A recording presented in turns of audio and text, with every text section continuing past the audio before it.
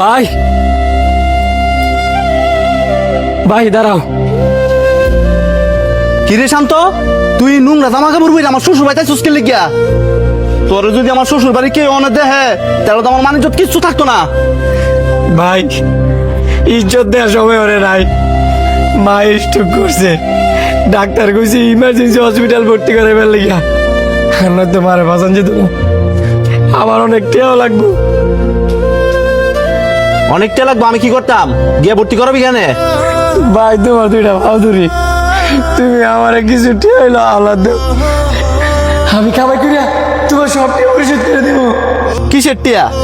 যেদিন থেকে আমি আমার পরিবার চাইরা আমার এই শ্বশুর বাড়িতে আয়া উঠছি ওই দিন থেকেই তখন সবার লোক আমার সব সম্পর্ক শেষ। তোর আমি কোনো টিয়া পয়সা দিয়ে দিতাম না, জানতে?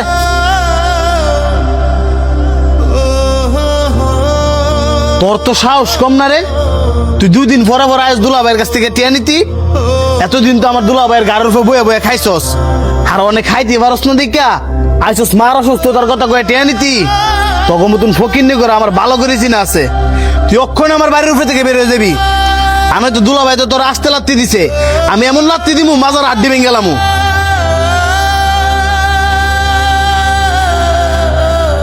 ভাই জানি না হয় বাইরের মানুষ, তুমি তো আমার নিজের আপন মার ওয়েডের ভাই।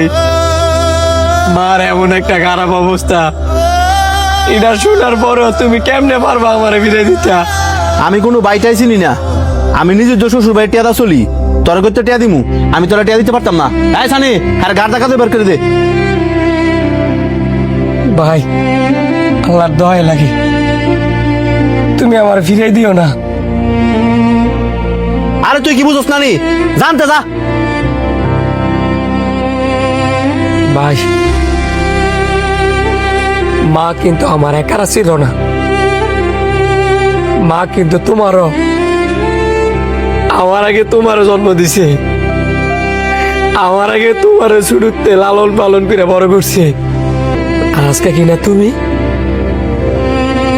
যে মায় মৃত্যু সজ্জা, মৃত্যুর সাথে ভাঞ্জা লড়তেছে, তোমার কাছে আমি কটা টিয়া চাইছি, আর তুমি কিনা মোর উপরে না করে দিতেছ।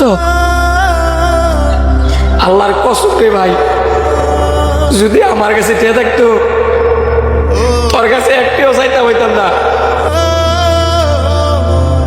তুই টাকার নেশায় ফইরা অন্ধ হয়ে গেছিস গা, জীবনে কুড়ি কুড়ি টিয়া ইনকাম করতে পারবি, কিন্তু মা যদি মরা যায় এ পুরা পৃথিবী বেচ তুই মারে হইতি না। তুই কানবি, একদিন ঠিকই কানবি, কিন্তু তুই মারে হইতি না। রক্তের টান যে টের চেয়ে বড়, এটা একদিন তুই হারে হারে টের পাবি। আমি নোংরা জামা কাপড় ফুরাইছি দেখিয়া তোর মান সম্মান যাবো। এরান্দা মার অবস্থা যে খারাপ, টেরো ভাবে যদি মারা যায় তখন তোর মান সম্মান যেত না। আর তোর কি মান সম্মান রে?